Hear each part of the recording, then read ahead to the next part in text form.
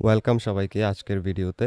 আজ আমরা নবম শ্রেণীর জীবন ও জীবিকা বইয়ের ৬৯ পৃষ্ঠা, ৭৫ পৃষ্ঠা এবং ৭৮ পৃষ্ঠার দলগত কাজগুলো নিয়ে আলোচনা করব। প্রথমেই চলো আমরা ৬৯ পৃষ্ঠার কাজটা নিয়ে আলোচনা করি।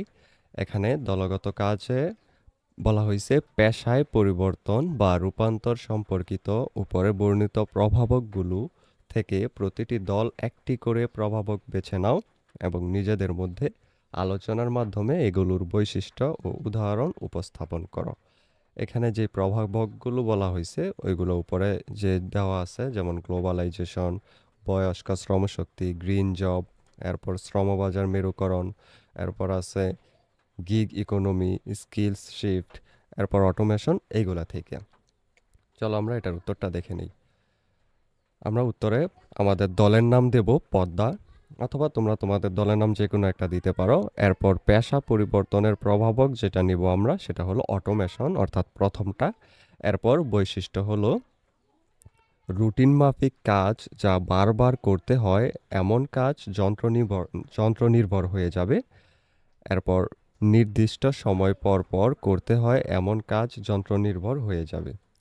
উদাহরণ: home automation, network automation, office automation, স্বয়ংক্রিয় ওয়েবসাইট টেস্টিং, ডেটা সেন্টারে অটোমেশন, পরীক্ষা অটোমেশন ইত্যাদি। এইটুকুই এই ৬৯ পৃষ্ঠার কাজটির উত্তর। এরপর আরও একটা কাজ যেটা ৭৫ পৃষ্ঠায় দেওয়া আছে, সেটা হলো উপরে বর্ণিত খাত ও উপখাত থেকে প্রতিটি দল যে কোনো একটি বেছে নাও, নিজেদের মধ্যে আলোচনার মাধ্যমে ছক ৩.১ থিঙ্কিং টুল পূরণ করো। অর্থাৎ এই টুলটা আমাদের পূরণ করতে হবে। চলো আমরা এটার উত্তরটা দেখে নিই। আমরা খাত যতগুলো দেওয়া আছে ওই খাতগুলো থেকে কৃষি খাতটা বেছে নিলাম।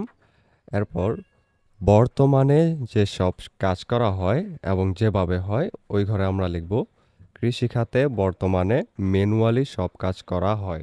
বেশিরভাগ কাজই হয় কায়িক শ্রমের বিপরীতে, যেমন কাঁচি দিয়ে জমির আগাছা পরিষ্কার, হাত দিয়ে মাটির নিচের ফসল তোলা, হাত দিয়ে ফসল কাটা, হাত দিয়ে দুধ দোহন, হাত দিয়ে ধানের জমিতে ধান বোনা প্রভৃতি। যেসব যোগ্যতা এবং দক্ষতার প্রয়োজন হয়, বর্তমানে কৃষিক্ষেত্রে কাজ করার জন্য কায়িক শ্রম করার যোগ্যতা ও দক্ষতা থাকলেই যে কোনো কাজ করা যায়, যে কোনো কৃষিকাজ করা যায়।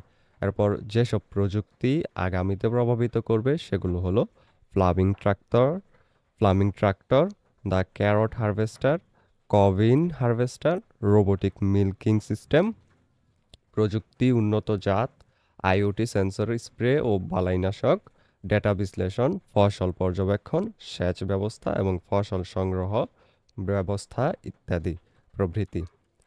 যদি তোমাদের বইয়ের মধ্যে পূরণ করতে যাও তাহলে এত লেখা লিখতে হবে না, শুধু উপর থেকে ২-৩টা লিখে দিলেই চলবে, যেমন plumbing tractor, the carrot harvester ইত্যাদি।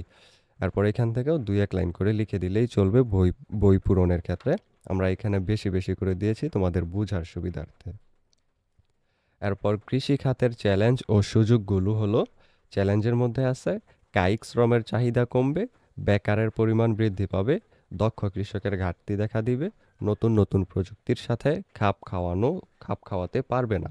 সুযোগ হলো জনসংখ্যার একটি বড় অংশের কর্মসংস্থানের সুযোগ, শ্রমিকের উৎপাদনশীলতা বৃদ্ধির সুযোগ, কৃষিতে উৎপাদনশীলতা বৃদ্ধি, ফসল পরবর্তী ক্ষতি কমে আসবে, দক্ষ শ্রমিকের চাহিদা বাড়বে। এখান থেকেও চ্যালেঞ্জ বইয়ে লেখার সময় ২টা দিয়ে দিবে এবং সুযোগও ২টা দিয়ে দিলেই চলবে। অর্থাৎ বইয়ে এই জায়গার মধ্যে যখন তোমরা পূরণ করবা এখানে, তখন ২টা ২টা করে দিয়ে দিলেই চলবে। এরপরে আরও একটা কাজ আছে, সেটা হলো ৭৮ পৃষ্ঠায়। এখানে বলা হয়েছে পেশার রূপান্তর আমাদের দেশের প্রবাসী শ্রমিকদের উপর কী কী প্রভাব ফেলতে পারে এবং কিভাবে এ থেকে উত্তরণ সম্ভব তা নিয়ে দলগত আলোচনার মাধ্যমে সুপারিশ উপস্থাপন করো। এটার অ্যান্সারটা হবে পেশার রূপান্তরে বাংলাদেশের প্রবাসী শ্রমিকদের উপর প্রভাব। ১ নম্বর প্রভাব হলো অটোমেশন, যন্ত্রের উপর নির্ভরশীলতা, কর্মক্ষেত্রে রোবটের ব্যবহার ইত্যাদি কারণে অনেকেই বেকার হয়ে দেশে ফিরে আসতে পারেন। ফলে একদিকে রেমিটেন্স কমবে, অন্যদিকে দেশের উপর চাপ বাড়বে। ২ নম্বর প্রভাবটা হলো প্রযুক্তি এবং মেশিন নির্ভরতার কারণে কিছু পেশা বা কাজ শ্রমবাজার থেকে বিলুপ্ত হবে এবং নতুন নতুন পেশা তৈরি হবে। ফলে এই প্রবাসী শ্রমিকেরা যদি নিজেদের আপস্কিল এবং রিস্কিল না করেন তাহলে নিজের অবস্থানে টিকে থাকা কঠিন হবে। ৩ নম্বরে ফ্রিল্যান্সিং এবং অনলাইন ভিত্তিক কাজ করিয়ে নেওয়ার প্রবণতা বৃদ্ধি পাবে।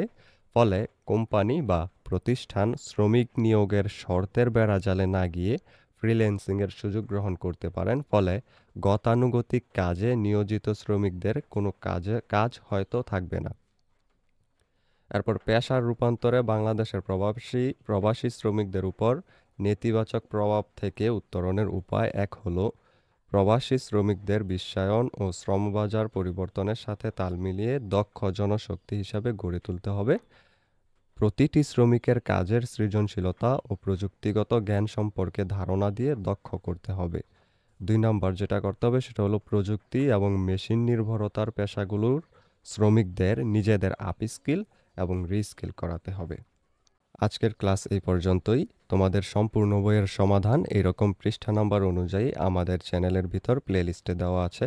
প্রয়োজন হলে চ্যানেলের ভিতরে ঢুকে প্লেলিস্ট থেকে তোমার প্রয়োজনীয় বইয়ের সমাধান দেখে নিতে পারো। ভিডিওগুলো ভালো লাগলে চ্যানেলটি সাবস্ক্রাইব করে দিও। Thank you everyone.